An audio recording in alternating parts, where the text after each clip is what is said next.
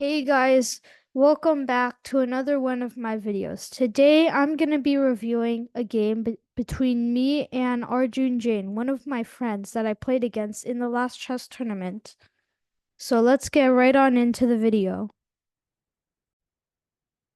The game started with e4, d5, e takes d5, and knight f6, the Scandinavian defense modern variation. He played knight to f3, and I took the d5 pawn. He played bishop c4, which is a move that I've never seen before. I played knight c6, and he played another unusual move, d3. I played e5 to control the center, and he played castles to protect his king. I played bishop to e6 to defend the d5 knight if I were to ever play bishop to d6 to defend the e5 knight. He played rook to e1 and I played bishop to d6. He played bishop to d2 and I played castles to protect my king. He took the d5 knight, which is a mistake because the light squared bishop was a very active piece and a very good piece in his position. I took back with my bishop, and he played knight to c3. I moved the bishop back to e6, and he played knight to b5. I played bishop to c5, and he played a3. I played a6 to force the knight to move back to c3, and then I played bishop to g4 to trade my bishop for his knight. He played h3 and I traded the pieces. I played knight to d4, forcing the queen to go back to d1.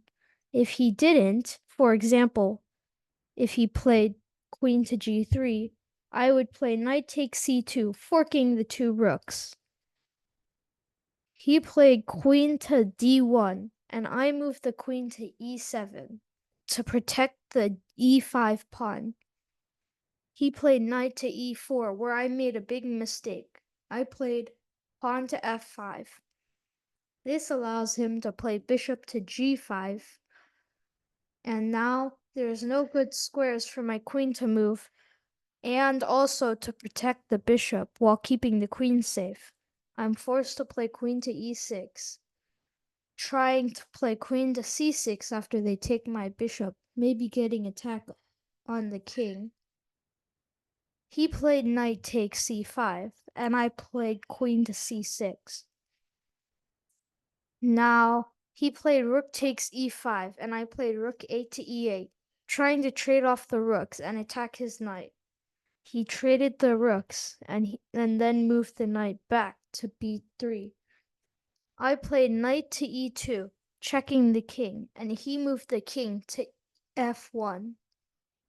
Then I played f4, threatening to trap his bishop with h6, bishop h4, and g5.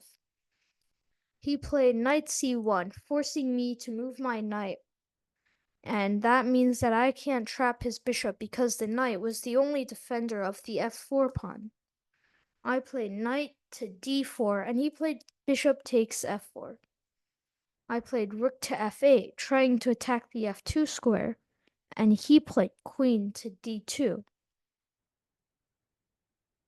If he played bishop to h2, for example, then I would have played knight takes c2, and now he has to move his king.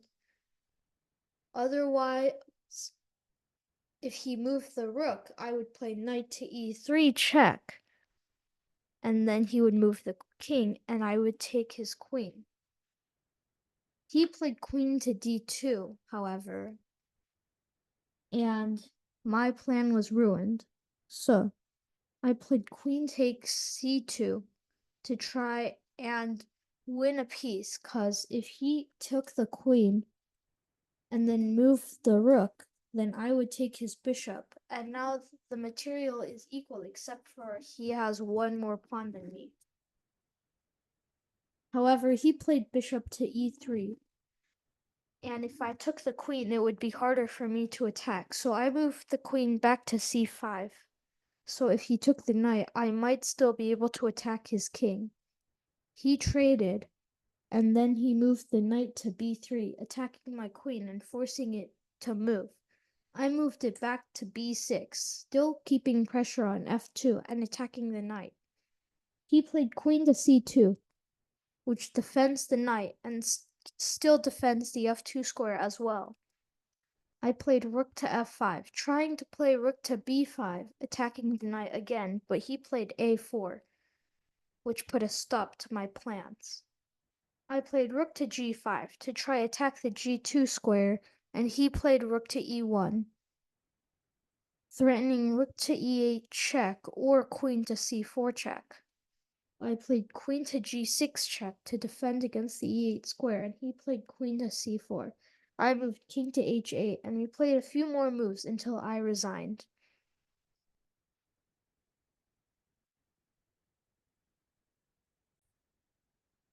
Thanks everybody for watching another video, and I'll see you next week.